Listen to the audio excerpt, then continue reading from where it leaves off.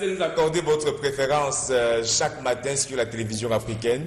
Et c'est justement l'heure à laquelle on va se consacrer ensemble à découvrir les unes de la presse écrite ce matin, qu'on va nous proposer d'ailleurs Jean-Jacques Zé-Sidoine. Évidemment, Jean-Jacques est là, il répond présent, très en forme. Bonjour Jean-Jacques.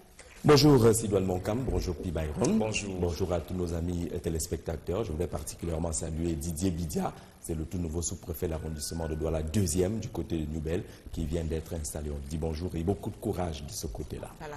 On va également penser à tous les chefs de terre. Je pense particulièrement à une dame qui vient d'être installée également dans ses nouvelles fonctions. C'est le sous-préfet de Baré Bakem, Madame Tchakounté, à qui on dit bonjour ce matin. Ça fait plaisir de savoir qu'on a également des femmes chefs de terre. De plus en plus de femmes dans le commandement, c'est très intéressant. Je pense qu'elles ont beaucoup souffert de cette frustration-là pour avoir été dans les mêmes écoles que les hommes et n'avoir pas bénéficié justement de cette reconnaissance et de ces promotions. De plus en plus, on en trouve. On espère très bientôt avoir plus de préfets et peut-être aussi de gouverneurs. Ce serait génial. Je pense également qu'il le faut. Nous qui parlons d'approche genre, d'égalité et autres, c'est sur des faits comme cela qu'on apprécie justement la mise en œuvre de cette politique d'approche genre. Voilà.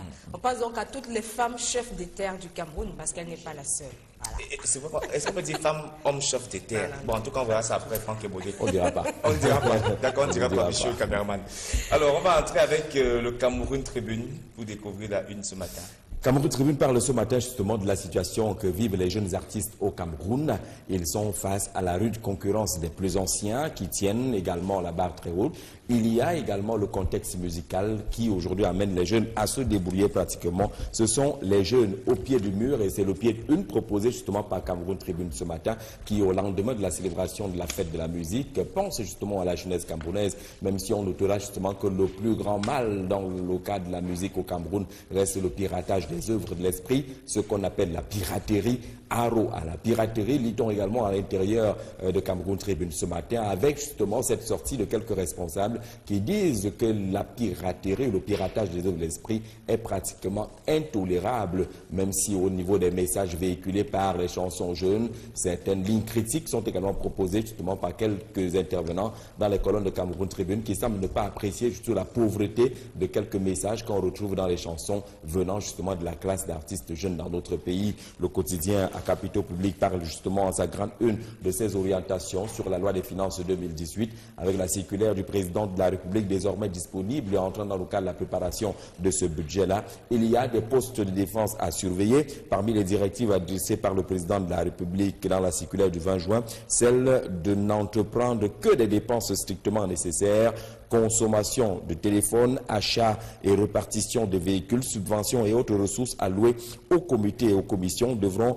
ainsi faire l'objet d'une allocation rigoureuse. Pardon de dépenses inutiles voudrait imposer le président Paul Biya dans la loi des finances 2018 qui est en préparation. De belles orientations donc qui pourraient venir mettre fin à la consommation abusive justement des ressources budgétaires dans notre pays. Concernant justement cette préparation du budget, un chapitre important est consacré à l'accélération des préparatifs liés à la Coupe d'Afrique des Nations 2019. Ce chapitre-là justement, le Cameroun Tribune s'arrête là-dessus pour proposer ce que pense, ce que souhaite le chef de l'État pour réussir le pari de l'organisation de cette Coupe d'Afrique des Nations 2019 au Cameroun, même si on notera avec mutation ce matin qu'il y a quand même des interrogations à se poser au sujet justement de cette orientation budgétaire. La plus grosse des interrogations, selon le quotidien Mutation ce matin, concerne l'organisation des élections pour l'année 2018. Pour mutation relativement à ce budget, Paul Biya ne prévoit pas d'élection en 2018. La circulaire relative signée mardi ne fait pas mention des 4 scrutins censés se dérouler l'année prochaine. Pourtant, on le sait, pour la dernière présidentielle seulement, précise mutation, s'inspirant des chiffres d'Elections Cameroun, l'État avait mobilisé des ressources propres à hauteur de 21 milliards de francs CFA pour la tenue de cette dernière présidentielle au Cameroun. Que pense donc le budget 2018 relativement à ces scrutins qui sont annoncés? Le journal le précise encore dans les pages intérieures, aucune orientation n'est donnée sur la budgétisation des élections 2018, puisqu'on le sait, on attend évidemment les sénatoriales, les législatives, les municipales et la présidentielle. Pourtant, le document édicte bien les directives du chef de l'État en ce qui concerne l'élaboration des priorités de l'enveloppe budgétaire de l'État pour l'année prochaine, étape obligatoire avant l'examen et l'adoption par le Parlement au cours de la session de novembre. Le journal parle même d'omission qui est d'autant plus curieuse que tous les grands projets et tous les grands objectifs de 2018 sont bien consignés dans cette circulaire, en tout cas en l'absence de ces élections. Pourtant, on retrouve bien un chapitre sur le cas des chantiers de la Coupe d'Afrique des Nations de football que le Cameroun accueille en 2019. Que s'est-il passé? Est-on dans le cadre de ce que le journal précise, comme on le dit souvent dans les écrits bibliques, nul ne sait ni le jour ni l'heure concernant justement les prochains scrutins qui sont annoncés dans notre pays. Le chef de l'État reste seul maître du temps, maître du jeu électoral. Et concernant justement la politique, presque tous les titres reprennent ce clash enregistré à l'Assemblée nationale entre le très honorable Kabaye Guédibril, le président de la Chambre basse du Parlement camerounais, et l'honorable Wirba, le célèbre député du Social Democratic Front, qui est de retour, et un retour marqué justement par ces échanges assez houleux quand même entre le président de la Chambre et ce député du Social Democratic Front qui dit être revenu justement pour poursuivre là où il s'était arrêté en matière de revendication, de protestation, également de relais de quelques messages venant justement, dit-il, d'une base politique du nord-ouest et du sud-ouest. Et du coup, certains ont un peu commenté ce clash entre les deux personnalités. On dira avec les députés de l'UDC qu'il s'agit là tout simplement d'une querelle entre les frères ennemis pour qualifier le RDPC et naturellement le Social Democratic Front. Deux postes situent la position de l'honorable Wirba, deux postes qu'on peut découvrir avec la réalisation. L'honorable Wirba a dit à l'Assemblée nationale qu'il est de retour pour continuer justement l'action qu'il avait commencé à mener, et là où il s'était arrêté, il va poursuivre justement, peut-on retenir, de ce retour au Parlement justement de l'honorable Wirba, qu'on avait dit porté disparu. Beaucoup avaient pensé qu'il était en exil. Il est bel et bien de retour. Et la nouvelle expression a dit que ce n'est pas un retour dans le calme, celui de l'honorable Wirba, reprenant ainsi ces échanges entre le président Kabaye Guédibril et Joseph Wirba du côté du Parlement camerounais. La nouvelle expression parle également de cette mobilisation de l'Église évangélique du Cameroun avec sensiblement 500 pasteurs qui étaient réunis à Douala, même si cela ne s'est pas passé dans le respect des normes en la matière. Toujours est-il que cette assemblée a pu se tenir. Parlant du Conseil économique et social, le journal nous rappelle que sur les 150 membres qui doivent constituer justement cette structure, 6 seulement sont en vie, entre guillemets, opérationnels. Et le journal fait observer justement qu'il n'y a que 6 membres qui géraient pratiquement des milliards de francs CFA de ce côté-là. On parle également de cette session qui est ouverte, session d'examen 2017, avec le pari gagné pour Jean-Ernest Masséna Ngalé-Bibert, le ministre des enseignements secondaires. C'est le journal Matila qui salue justement les mesures qui ont été prises et finalement le déroulement dans le calme et la sérénité de ces examens de fin d'année. Bon point, salut et coup de chapeau adressé au ministre des enseignements secondaires, selon le journal Matila, qui est dans les kiosques ce matin. On parlera également avec nos confrères Info Matin, notamment de cette Coupe des Confédérations. Vous voyez justement qu'en prenant mutation ce matin, on parle du plan Jean-Paul Akono pour vaincre face à l'Australie, essayer de jouer rapidement les comptes. Je pense justement à Magnusson. Info Matin nous parle de cette Coupe des Confédérations et le plan secret du Gobros pour vaincre l'Australie. Le match, c'est cet après-midi à 16h, heure du Cameroun. Mais le journal parle également des activités d'Ernest Baboubou, le ministre des Mines, de l'Industrie et du Développement technologique, avec le nouveau code qui promeut l'artisanat minier, le code minier nouveau, et qui est le résultat justement des activités menées par ce chef de département ministériel, Ernest Baboubou, le ministre des Mines, de l'Industrie et du Développement technologique. L'anecdote parle également de cette présidentielle 2018, même si on notera avec les journaux qu'il n'y a pas une indication précise dans la circulaire du chef de l'État portant peut-être budgétisation de ces élections, mais on en parle avec les rassemblements qui sont de plus en plus observés vers les années 2007. On parlait du G11 et de plus en plus on parle du G18 qui est déjà formé et qui est un regroupement, une sorte de plateforme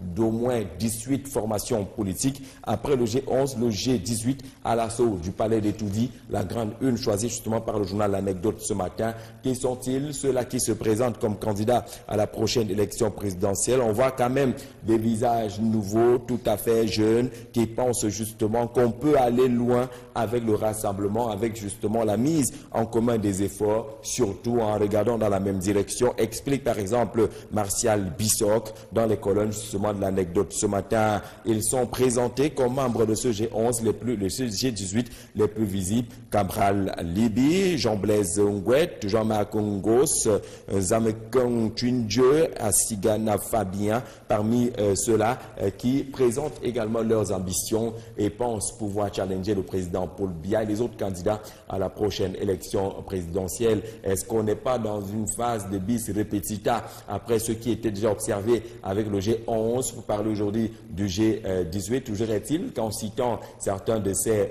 candidats, entre guillemets, déclarés à la présidentielle 2018, on note bien leur engagement et leurs différentes ambitions. Le journal L'Anecdote parle également de la musique avec la fête qui s'est tenue hier et l'espoir au bout de l'effort, mais aussi de ces salaires fictifs qui sont encore observés. L'Assemblée nationale va également en croisade contre ces fléaux des salaires fictifs au niveau de la fonction publique. Mais comme d'habitude, L'Anecdote nous propose son supplément spécial.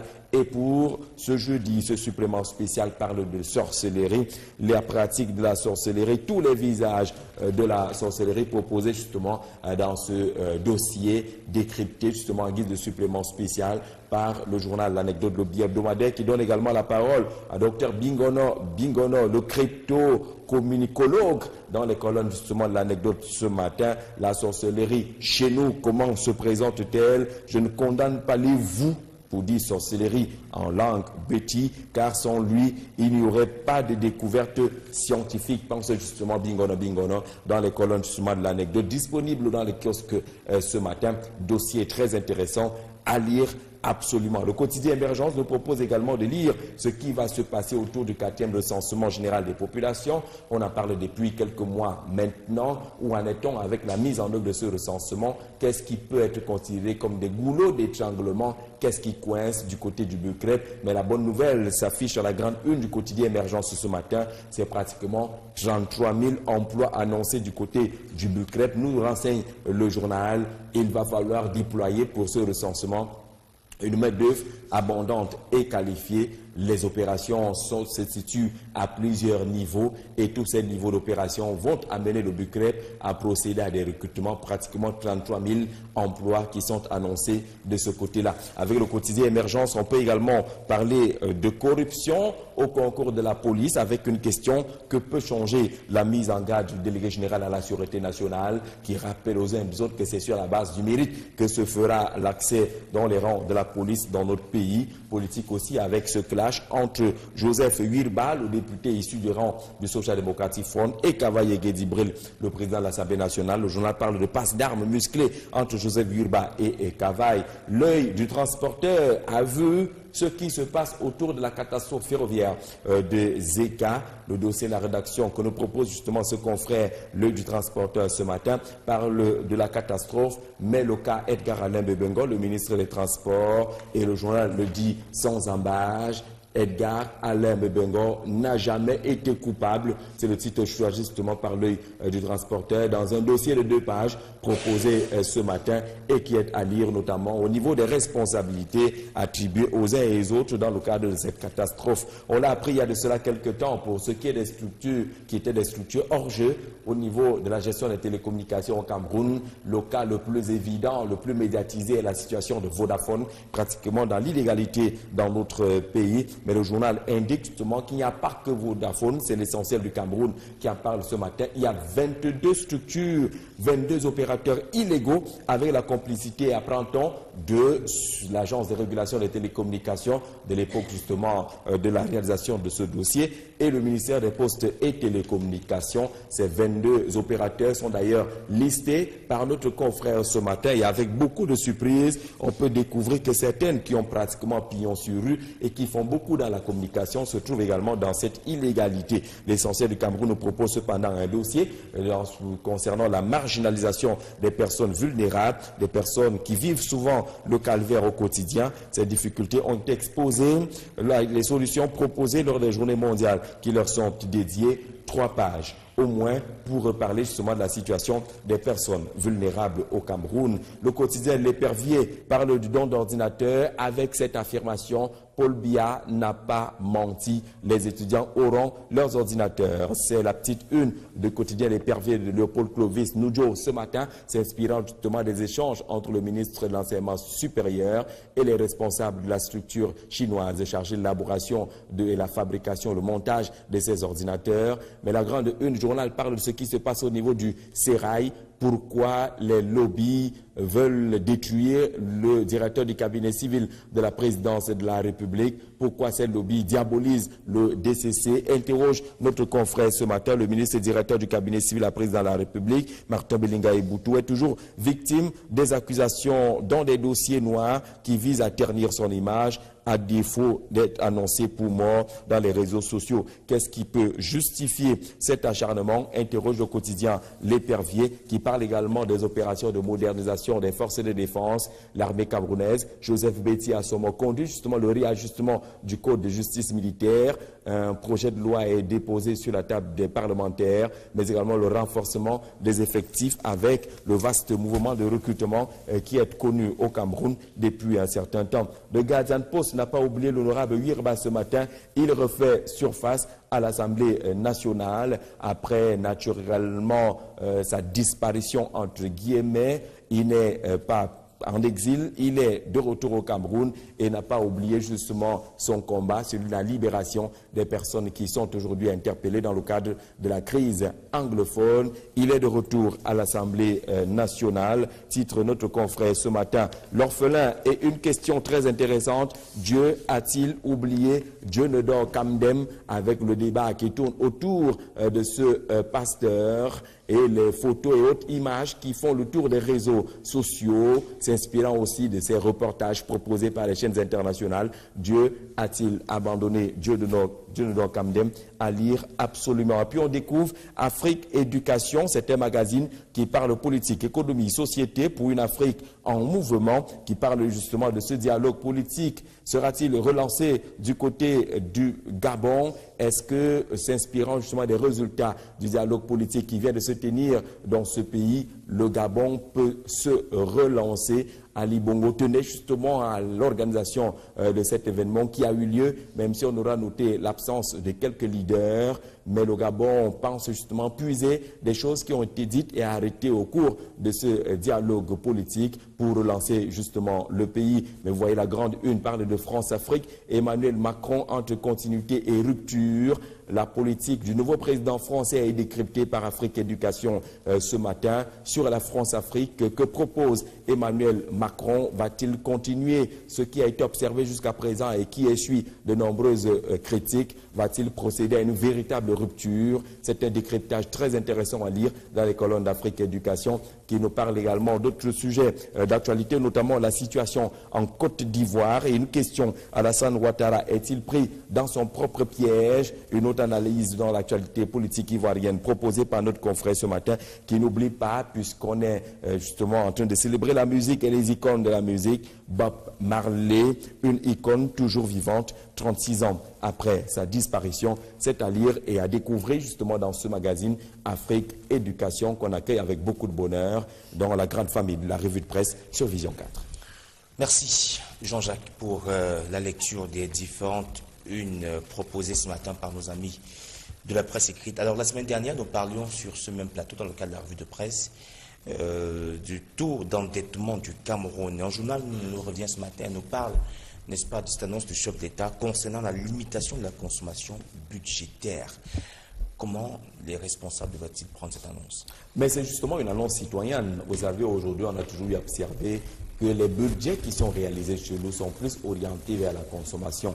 plus de consommation, moins d'investissement. Et dans les orientations données par le chef de l'État dans sa nouvelle circulaire, il est question justement de réduire les poches de dépenses inutiles, celles des poches de dépenses qui ne portent pas dans le cadre des réalisations et qui pourraient nous permettre justement de lever la tête et d'aller vers la conquête justement de l'émergence dans notre pays. Je pense qu'il était temps justement qu'on mette l'accent sur ces différents aspects, même si dans le fond, lorsqu'on verra le montant de ce budget, on notera toujours ce fossé-là entre consommation et investissement. Mais on doit le savoir, si un État veut aller loin, il faut limiter justement ces dépenses-là. Achat parfois injustifié de nombreux véhicules, vous avez des cortèges qui ont des kilomètres, de nombreux véhicules qui ne servent pas à grand-chose. Vous verrez juste que dans les cortèges, parfois, il n'y a que le chauffeur pour des grosses voitures qui consomment énormément de carburant parce qu'il y a des bons de carburant qui sont également abusivement consommés dans l'organisation étatique dans le pays. Tout cela doit être réduit,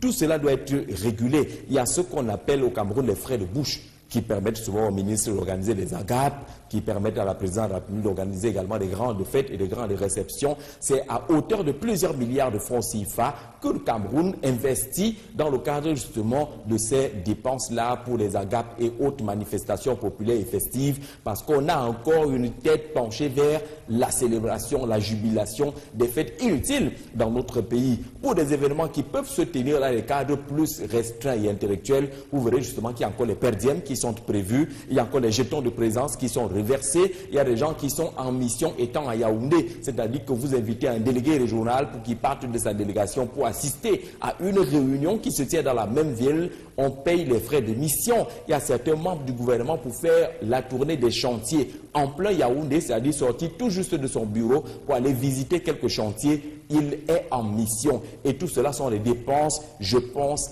inutiles, qui ne permettent pas justement à l'État d'aller vers la réalisation de ses objectifs, parce qu'on pense encore plus vente, on pense encore plus dépenses de prestige, parce qu'en matière de dépenses de prestige, justement, les pays africains, il faut le dire de façon globale, ont mis l'accent sur les dépenses de prestige. Vous voyez, le président Talon est pratiquement seul aujourd'hui en train de prêcher vers la réduction, vers une meilleure régulation de la dépense publique, réduction du nombre de véhicules, il n'y a pas de convois inutiles, il n'y a pas de fêtes inutiles, il ne voudrait même pas qu'il y ait des manifestations à la gloire de quelques princes que ce soit. Il trouve que tout cela ne sert à rien avec les problèmes économiques que les pays africains connaissent pour qu'on se remette encore à mobiliser tant de fonds, tant de dépenses. Vous savez, mais est-ce qu'on peut contrôler cette consommation budgétaire? Mais on doit contrôler. L'État a tous les moyens et c'est l'État qui organise tout cela. Si l'État avait mis les garde-fous depuis longtemps, on n'en serait pas là. Ça veut dire qu'il a laissé faire et il lui revient également de réguler tout cela. Vous pensez que si on ne débloque pas des sous, si on ne permet pas aux gens d'avoir accès à l'argent, ils vont organiser ce qu'ils sont en train d'organiser, mais c'est parce qu'il y a des poches de dépenses qui ont été prévues que les gens puisent dans ces poches de dépenses-là pour organiser justement tout ce qui est vu aujourd'hui et qui relève des dépenses totalement contre-productives pour les pays qui ont besoin de plus de production, de plus d'engagement financier qui peuvent nous permettre justement d'affronter les défis économiques qui sont nombreux. Il faut aujourd'hui que la circulaire puisse rappeler aux gens que, attention, les questions économiques qui sont abordées aujourd'hui, qui sont parfois contestées par quelques membres du gouvernement, vous savez justement que même lorsqu'on parlait dans les années 90 de la dévaluation, jusqu'à la veille de cette dévaluation, il y a des membres du gouvernement qui faisaient croire que c'était du bluff, c'était du pipeau, mais finalement, on est entré dans cette dévaluation. Même s'il y a des gens qui disent le contraire aujourd'hui, il y a quand même des indicateurs qui doivent interroger l'état de santé économique des pays africains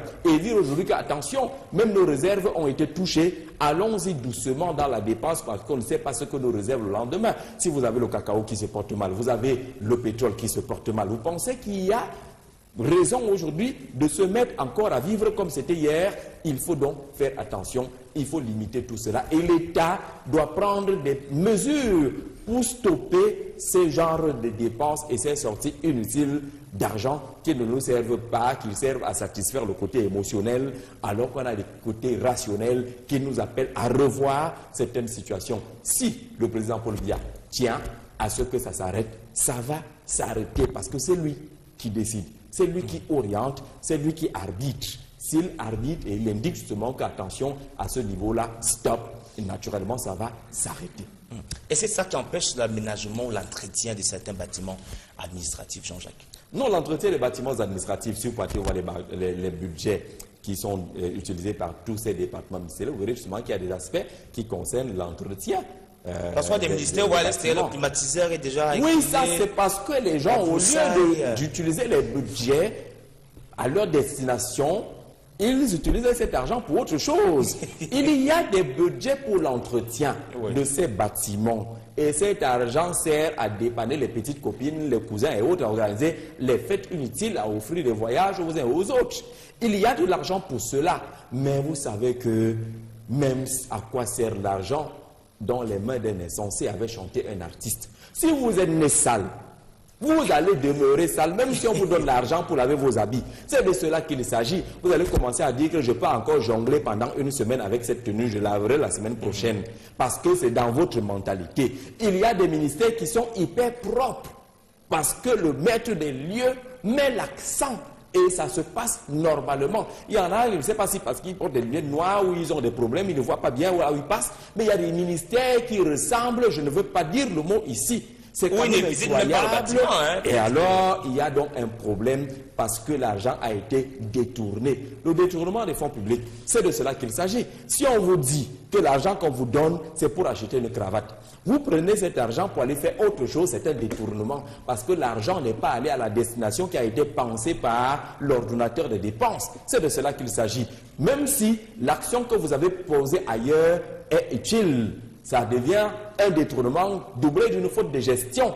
Beaucoup de gens qui sont aujourd'hui en difficulté sont pris dans le cadre des fautes de gestion, pas parce qu'ils n'ont rien fait de public avec l'argent, mais parce qu'ils ont pris des moyens qui étaient bien définis pour une destination. Ils sont allés faire autre chose. C'est une faute de gestion, c'est même un détournement de public. Donc il faut qu'on fasse attention. Il y a des budgets pour l'aménagement. D'ailleurs, quand on parle de l'argent qui va ailleurs au lieu des investissements, il y a cet argent-là également qu'il faut interroger. Et vous voyez qu'on a donné le marché à quelqu'un pour livrer les rideaux. Cette personne ne l'a pas fait et vous n'avez rien demandé. J'ai failli tomber dans un ministère récemment, Jean-Jacques. Qui sont des pièges. Au 8e étage, parce que je sors de l'ascenseur, mon pied, la moquette était totalement déchirée. Vous arrivez dans une salle d'attente. Il fait chaud dans une salle d'attente, dans le cabinet d'un ministre. Le téléviseur est en panne. On a mis le câble du quartier, c'est-à-dire que vous voyez la pluie à l'écran. C'est d'un cabinet ministériel et il y a des dépenses pour cela. Les gens ont émargé, l'argent est sorti et l'argent n'a pas été utilisé pour l'objet qui a les problèmes qu'on doit avoir dans un ministère quand on sort de l'ascenseur, cette terre-là, c'est la poussière partout. Il faudrait que les choses changent. Les climatiseurs ont déjà vieilli, l'eau coule, les murs sont sales. On va faire des images qu'on va d'ailleurs proposer peut-être très prochainement. Vous en avez qui vous accrochent quand même des drapeaux qui ne sont pas verts ou jaunes. Vous avez des couleurs bizarres du drapeau déchiqueté. Le drapeau qu'on vend en route là, pratiquement à 1500 ou 4000 francs au grand maximum. Mais vous voyez ce qu'on a dépensé pour aller acheter des drapeaux qu'on n'a jamais achetés, c'est quand même énorme. L'argent de l'État est mal utilisé.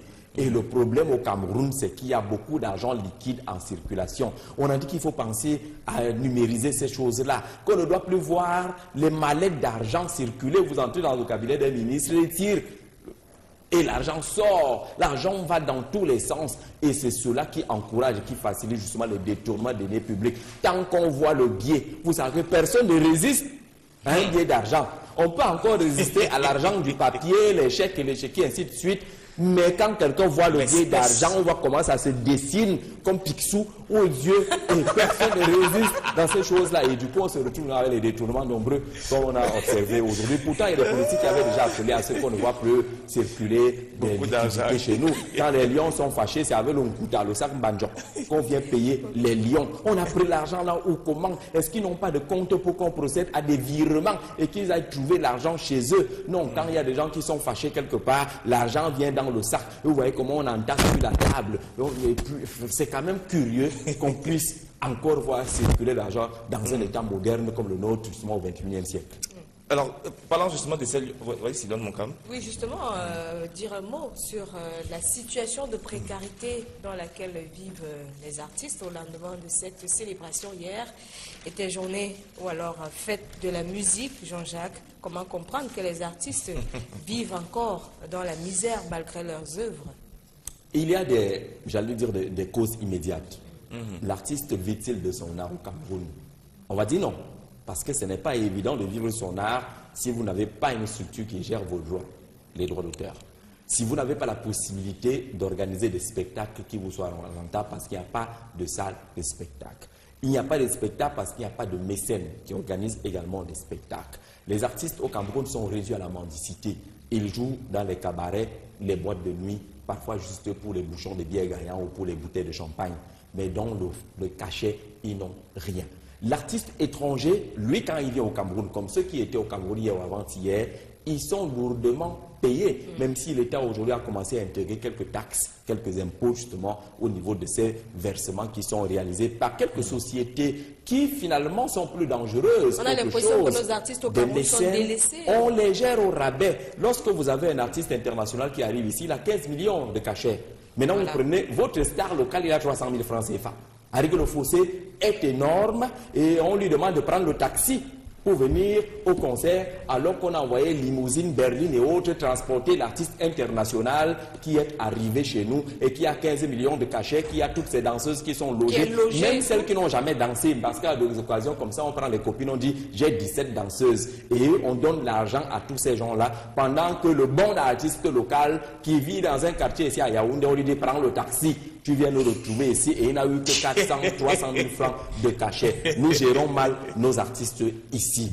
Les hommes politiques et autres utilisent mal également nos artistes parce qu'ils ne sont pas payés comme il faut. Donc il y a une structuration dans notre État, dans notre pays qui ne permet pas à l'artiste de vivre de son art. Maintenant, vous ajouterez la gangrène que nous connaissons tous, le piratage des œuvres de l'esprit. C'est-à-dire que ça ne vaut pas la peine aujourd'hui de tirer ces CD et autres, vous n'allez pas les vendre parce que vous allez même trouver que c'est déjà dans le marché avec les complicités des maisons de production et autres qui sont les premières, ces maisons de production-là, à mettre votre produit à la disposition des pirates, comme on les appelle au Cameroun. Certains pirates sont même adulés parce qu'on connaît leur nom, on chante leur nom, on exécute également leurs refrains et qui mangent à la sueur du front des artistes sans avoir souffert. Et l'État semble ne pas déployer suffisamment de moyens pour protéger l'artiste au Cameroun. Est-ce que ce n'est pas parce que la qualité de la musique camerounaise également est en baisse? Ça n'a rien à voir avec la qualité de la musique.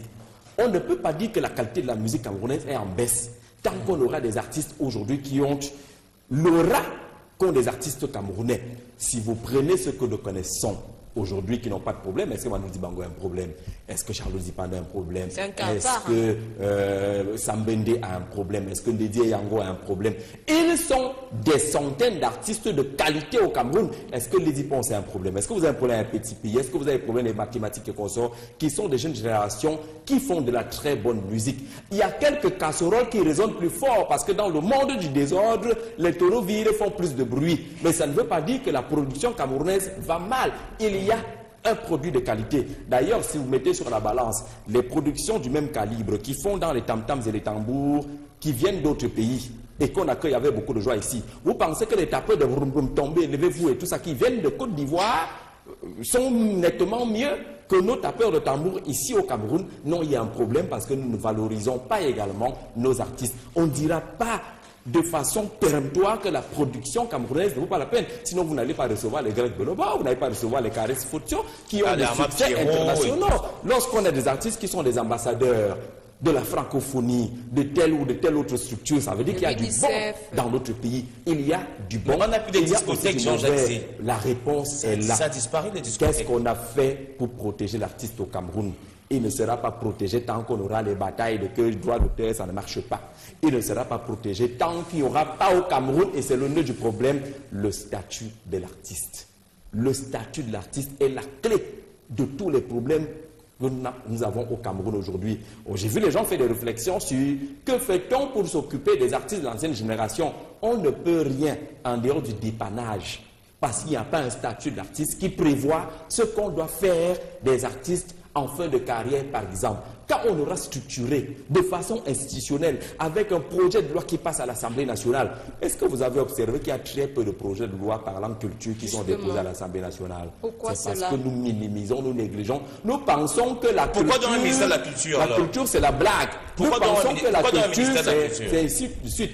Et c'est de cela qu'il s'agit. Il faut donc que nous ayons à l'Assemblée nationale des projets de loi qui s'engage à protéger l'artiste camerounais, notamment le statut de l'artiste. C'est fondamental si on veut mieux structurer l'encadrement de l'artiste dans notre pays. Chantez bien, chantez mal, mais tant que vous n'avez pas ces éléments de protection à la base, l'artiste camerounais vivra toujours la débrouillardise. Ceux qui s'en sortent, c'est leur chance. Et tant qu'on considère qu'il y a les chanceux et les moins chanceux, c'est qu'on a oublié que nous pouvons tous fabriquer la chance, même pour ceux qui ne sont pas nés chanceux. Fabriquer la chance, c'est fabriquer une institution, c'est fabriquer une réglementation qui puisse permettre à l'artiste justement de savoir à quelle porte toquer, à quelle structure s'adresser lorsqu'on a besoin de ci ou ça. Mais si nous procédons au dépannage, lorsqu'un artiste est malade, on voit toujours les mêmes qui se réunissent pour dire que John, cotisons 1000 francs, 5000, ainsi de suite, on va donner, l'artiste finit par mourir, ainsi de suite, c'est fini, sa page est tournée. Il y a quelqu'un qui a un peu plus d'argent, qui arrive, on l'accueille à l'aéroport, escorte pour aller donner 1000 francs à celui qui est malade. Ce n'est pas comme ça que ça va se gérer les questions.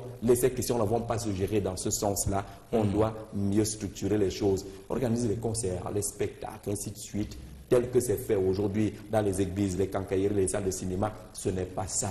La base de la réussite du volet artistique, c'est la mise sur pied des textes réglementaires qui puissent être respectés. Et qui donnent un véritable statut.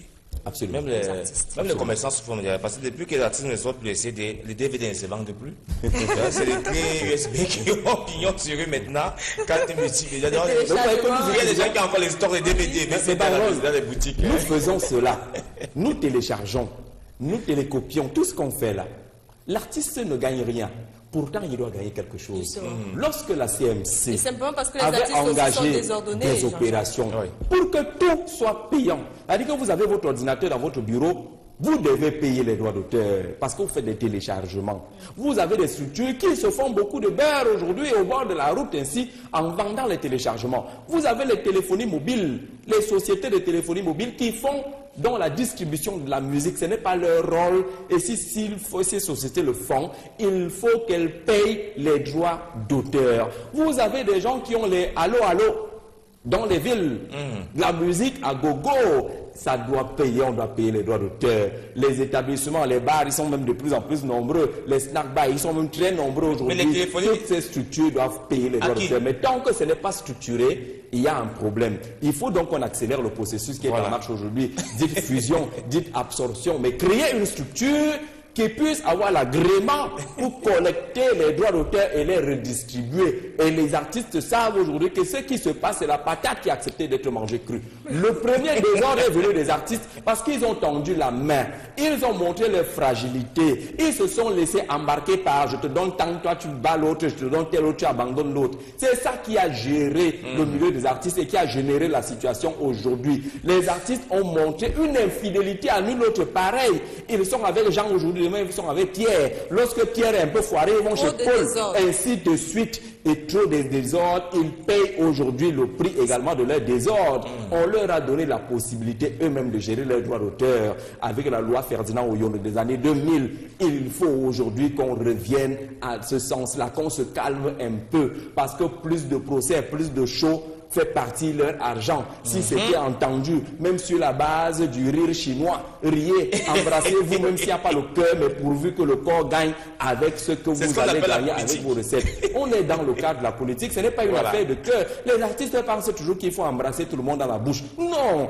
Il faut marcher avec ceux qui peuvent mieux défendre vos intérêts, même s'ils ne parlent pas le même patois pour parler trivialement que vous, même s'il ne vient pas du même village, même s'il ne fait pas dans le même rythme, même s'il n'a qu'un seul album dans toute sa carrière. Ce n'est pas ce qui est important, mais est-ce qu'il peut, est-ce qu'il connaît, est-ce qu'il a les outils nécessaires pour que nous puissions vivre grâce à son activité. Est-ce qu'il a le Hemley? Vous conduisez cette personne-là. Voilà, c'est de cela qu'il s'agit. Merci, monsieur. C'est vrai que le journal Anecdote a un supplément d'informations assez intéressant aujourd'hui qui nous concerne tous d'ailleurs. Nous, Africains, puisqu'on parle de sorcellerie, les visages de la sorcellerie. Vous croyez à la sorcellerie? Elle existe vraiment, Jean-Jacques? Je crois à la sorcellerie, pas à la sorcellerie définie comme destruction.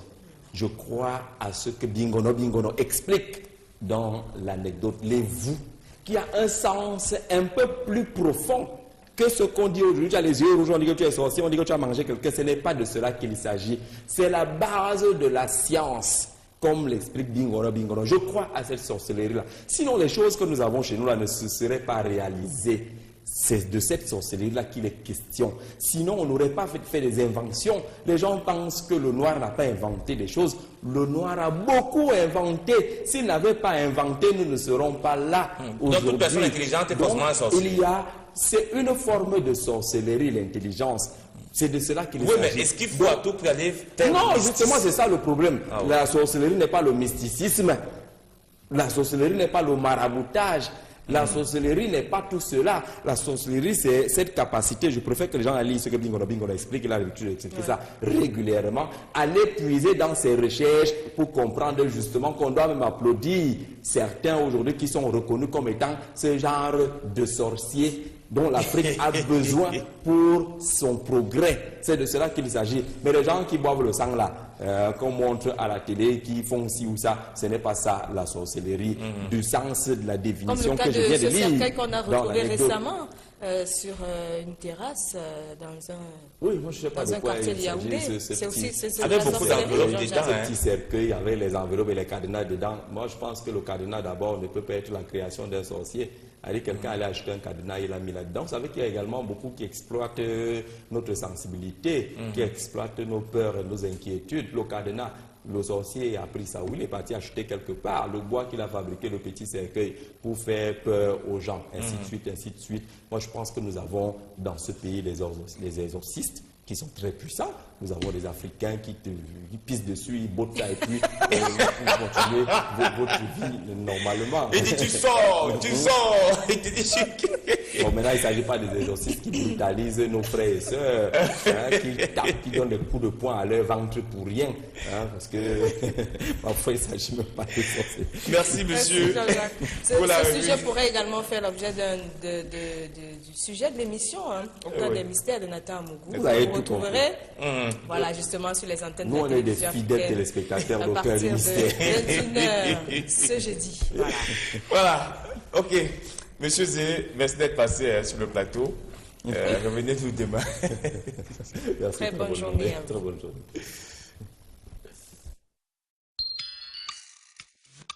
Le passe d'armes musclé entre Joseph Yurba et Kavaï. L'œil du transporteur a vu ce qui se passe autour de la catastrophe ferroviaire de Zeka. Le dossier de la rédaction que nous propose justement ce confrère, l'œil du transporteur ce matin, parle de la catastrophe, mais le cas Edgar Alain Bebengo, le ministre des Transports, et le journal le dit sans embâche.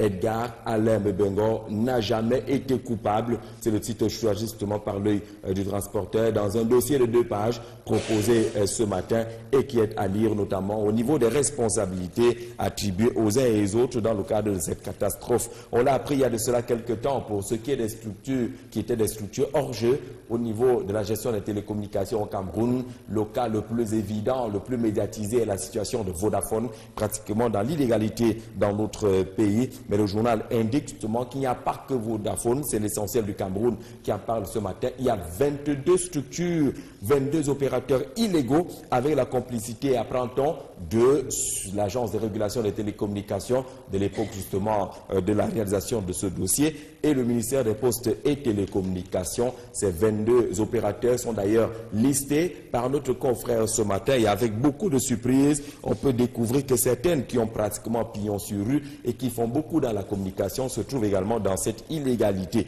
L'essentiel du Cameroun nous propose cependant un dossier concernant la marginalisation des personnes vulnérables, des personnes qui vivent souvent le calvaire au quotidien. Ces difficultés ont été exposées, les solutions proposées lors des journées mondiales qui leur sont dédiées, 3 pages au moins pour parler justement de la situation des personnes vulnérables au Cameroun. Le quotidien L'Épervier parle du don d'ordinateur avec cette affirmation: Paul Biya n'a pas menti, les étudiants auront leurs ordinateurs. C'est la petite une du quotidien L'Épervier de Léopold Clovis Noudjo ce matin, s'inspirant justement des échanges entre le ministre de l'Enseignement supérieur et les responsables de la structure chinoise chargée de l'élaboration et la fabrication, le montage de ces ordinateurs. Mais la grande une, le journal parle de ce qui se passe au niveau du sérail. pourquoi les lobbies veulent détruire le directeur du cabinet civil de la présidence de la République, pourquoi ces lobbies diabolisent le DCC, interroge notre confrère ce matin. Le ministre directeur du cabinet civil de la présidence de la République, Martin Belinga-Eboutou, est toujours victime des accusations dans des dossiers noirs qui visent à ternir son image, à défaut d'être annoncé pour mort dans les réseaux sociaux. Qu'est-ce qui peut justifier cet acharnement? Interroge le quotidien L'Épervier, qui parle également des opérations de modernisation des forces de défense, l'armée camerounaise. Joseph Betty Assomo conduit justement le réajustement du code de justice militaire. Un projet de loi est déposé sur la table des parlementaires, mais également le renforcement des effectifs avec le vaste mouvement de recrutement qui est connu au Cameroun depuis un certain temps. Le Guardian Post n'a pas oublié l'honorable Wirba ce matin. Il refait surface à l'Assemblée nationale après naturellement sa disparition entre guillemets. Il n'est pas en exil, il est de retour au Cameroun et n'a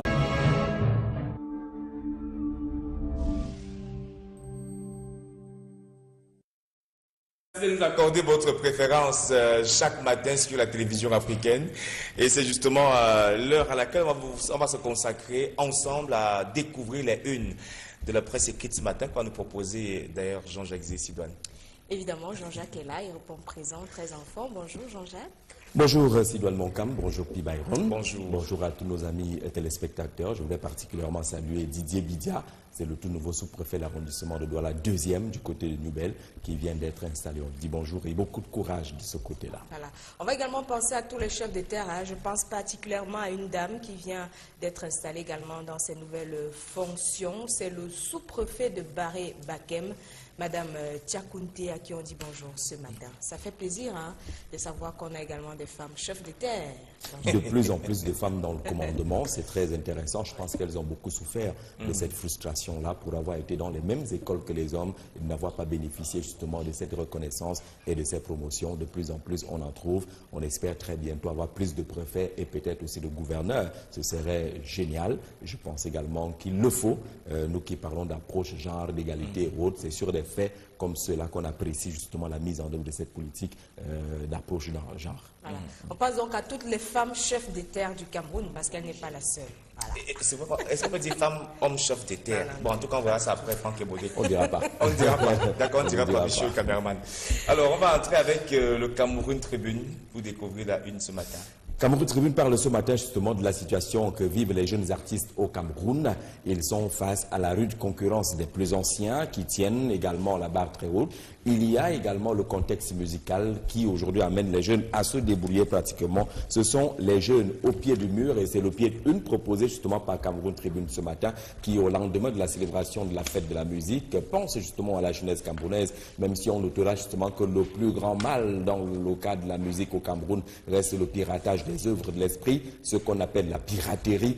Haro à la piraterie, lit-on également à l'intérieur de Cameroun Tribune ce matin, avec justement cette sortie de quelques responsables qui disent que la piraterie, le piratage des œuvres de l'esprit est pratiquement intolérable, même si au niveau des messages véhiculés par les chansons jeunes, certaines lignes critiques sont également proposées justement par quelques intervenants dans les colonnes de Cameroun Tribune qui semblent ne pas apprécier justement la pauvreté de quelques messages qu'on retrouve dans les chansons venant justement de la classe d'artistes jeunes dans notre pays. Le quotidien à Capitaux Public parle justement en sa grande une de ses orientations sur la loi des finances 2018 avec la circulaire du président de la République désormais disponible et entrant dans le cadre de la préparation de ce budget-là. Il y a des postes de défense à surveiller. Parmi les directives adressées par le président de la République dans la circulaire du 20 juin, celle de n'entreprendre que des dépenses strictement nécessaires, consommation de téléphones, achat et répartition de véhicules, subventions et autres ressources allouées aux comités et aux commissions devront ainsi faire l'objet d'une allocation rigoureuse. Pardon de dépenses à l'aide étourdie, la grande une choisie justement par le journal L'Anecdote ce matin. Qui sont-ils? Ceux-là qui se présentent comme candidats à la prochaine élection présidentielle. On voit quand même des visages nouveaux, tout à fait jeunes, qui pensent justement qu'on peut aller loin avec le rassemblement, avec justement la mise en commun des efforts, surtout en regardant dans la même direction. Explique par exemple Martial Bissoc dans les colonnes justement de L'Anecdote ce matin. Ils sont présentés comme membres de ce G11 11 les G18 les plus visibles, Cabral Libi, Jean-Blaise Ngouet, Jean-Marc Ngos, Zamekong Tunje, Asigana Fabien, parmi ceux-là qui présentent également leurs ambitions et pensent pouvoir challenger le président Paul Biya et les autres candidats à la prochaine élection présidentielle. Est-ce qu'on n'est pas dans une phase de bis repetita après ce qui était déjà observé avec le G11 pour parler aujourd'hui du G18? Toujours est-il qu'en citant certains de ces candidats, entre guillemets, déclarés à la présidentielle 2018, on note bien leur engagement et leurs différentes ambitions. Le journal L'Anecdote parle également de la musique avec la fête qui s'est tenue hier et l'espoir au bout de l'effort, mais aussi de ces salaires fictifs qui sont encore observés. L'Assemblée nationale va également en croisade contre ces fléaux des salaires fictifs au niveau de la fonction publique. Mais comme d'habitude, l'Anecdote nous propose son supplément spécial. Et pour ce jeudi, ce supplément spécial parle de sorcellerie, les pratiques de la sorcellerie, tous les visages de la sorcellerie proposés justement dans ce dossier décrypté justement en guise de supplément spécial par le journal L'Anecdote, le bi-hebdomadaire, qui donne également la parole à Dr Bingono, le crypto-communicologue, dans les colonnes justement de L'Anecdote ce matin. La sorcellerie chez nous, comment se présente-t-elle? Je ne condamne pas les vous pour dire sorcellerie en langue béti, car sans lui, il n'y aurait pas de découverte scientifique. Pense justement Bingono dans les colonnes justement de L'Anecdote, disponible dans les kiosques ce matin. Dossier très intéressant à lire. Absolument. Le quotidien Émergence nous propose également de lire ce qui va se passer autour du 4e recensement général des populations. On en parle depuis quelques mois maintenant. Où en est-on avec la mise en œuvre de ce recensement? Qu'est-ce qui peut être considéré comme des goulots d'étranglement? Qu'est-ce qui coince du côté du Bucrep? Mais la bonne nouvelle s'affiche à la grande une du quotidien Émergence ce matin. C'est pratiquement 33 000 emplois annoncés du côté du Bucrep. Nous renseigne le journal. Il va falloir déployer pour ce recensement une main-d'œuvre abondante et qualifiée. Les opérations se situent à plusieurs niveaux et tous ces niveaux d'opération vont amener le Bucrep à procéder à des recrutements. Pratiquement 33 000 emplois qui sont annoncés de ce côté-là. Avec le quotidien Émergence, on peut également parler de corruption au concours de la police avec une question: que peut changer la mise en garde du délégué général à la Sûreté nationale qui rappelle aux uns et aux autres que c'est sur la base du mérite que se fera l'accès dans les rangs de la police dans notre pays. Politique aussi avec ce clash entre Joseph Wirba, le député issu du rang du Social Democratic Front, et Kavaye Gedibril, le président de l'Assemblée nationale. Le journal parle qu'il s'agit là tout simplement d'une querelle entre les frères ennemis pour qualifier le RDPC et naturellement le Social Democratic Front de poste situe la position de l'honorable Wirba, de poste qu'on peut découvrir avec la réalisation. L'honorable Wirba a dit à l'Assemblée nationale qu'il est de retour pour continuer justement l'action qu'il avait commencé à mener, et là où il s'était arrêté, il va poursuivre justement, peut-on retenir, de ce retour au Parlement justement de l'honorable Wirba, qu'on avait dit porté disparu. Beaucoup avaient pensé qu'il était en exil. Il est bel et bien de retour.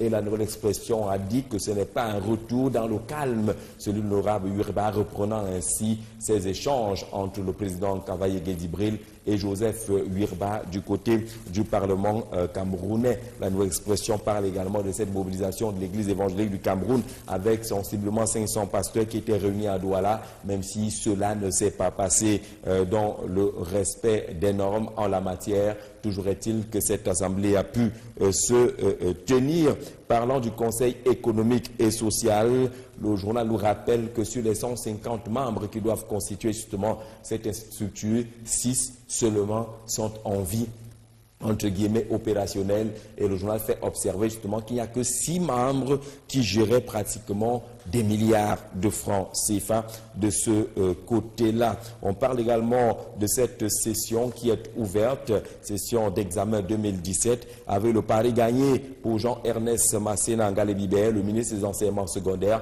C'est le journal Matila qui salue justement les mesures qui ont été prises et finalement le déroulement dans le calme et la sérénité de ces examens de fin d'année. bon point, salut et coup de chapeau adressé au ministre des Enseignements secondaires, selon le journal Matila, qui est dans les kiosques ce matin. On parlera également avec nos confrères Info Matin, notamment de cette Coupe des Confédérations. Vous voyez justement qu'en prenant mutation ce matin, on parle du plan Jean-Paul Akono pour vaincre face à l'Australie, essayer de jouer rapidement les comptes. Je pense justement à Magnusson. Info Matin nous parle de cette Coupe des Confédérations et le plan secret du Gobros pour vaincre l'Australie. Le match, c'est cet après-midi à 16h, heure du Cameroun. Mais le journal parle également des activités d'Ernest Baboubou, le ministre des Mines, de l'Industrie et du Développement technologique, avec le nouveau code qui promeut l'artisanat minier, le code minier nouveau, et qui est le résultat justement des activités menées par ce chef de département ministériel,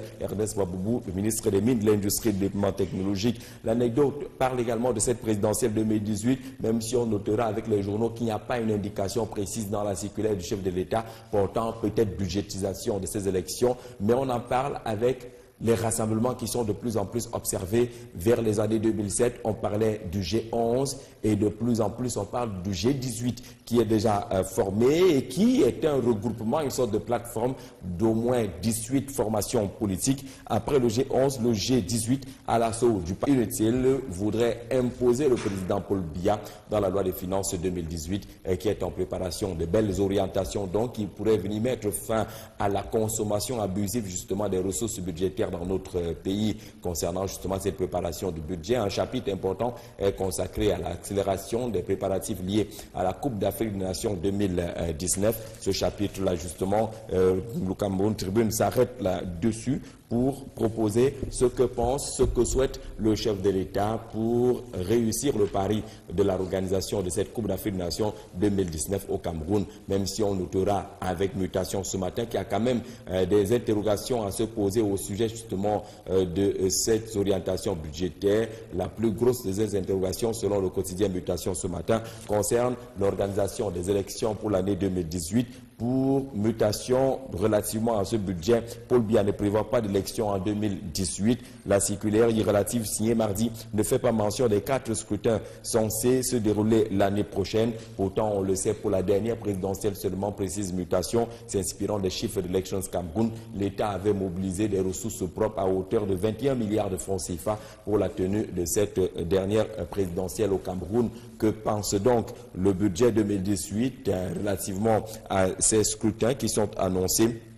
Le journal le précise encore dans les pages intérieures. Aucune orientation n'est donnée sur la budgétisation des élections 2018, puisqu'on le sait, on attend évidemment les sénatoriales, les législatives, les municipales et la présidentielle. Pourtant, le document édicte bien les directives du chef de l'État en ce qui concerne l'élaboration des priorités de l'enveloppe budgétaire de l'État pour l'année prochaine, étape obligatoire avant l'examen et l'adoption par le Parlement au cours de la session de novembre. Le journal parle même d'omission qui est d'autant plus curieuse que tous les grands projets et tous les grands objectifs de 2018 sont bien consignés dans cette circulaire, en tout cas en l'absence de ces élections. Pourtant, on retrouve bien un chapitre sur le cas des chantiers de la Coupe d'Afrique des Nations de football que le Cameroun accueille en 2019. Que s'est-il passé? Est-on dans le cadre de ce que le journal précise, comme on le dit souvent dans les écrits bibliques, nul ne sait ni le jour ni l'heure concernant justement les prochains scrutins qui sont annoncés dans notre pays. Le chef de l'État reste seul maître du temps, maître du jeu électoral. Et concernant justement la politique, presque tous les titres reprennent ce clash enregistré à l'Assemblée nationale entre le très honorable Kabaye Guédibri, le président de la Chambre basse du Parlement camerounais, et l'honorable Wirba, le célèbre député du Social Democratic Front, qui est de retour, et un retour marqué justement par ces échanges assez houleux quand même entre le président de la Chambre et ce député du Social Democratic Front qui dit être revenu justement pour poursuivre là où il s'était arrêté en matière de revendication, de protestation, également de relais de quelques messages venant justement, dit-il, d'une base politique du nord-ouest et du sud-ouest. Et du coup, certains ont un peu commenté ce clash entre les deux personnalités, on dira avec les députés de l'UDC,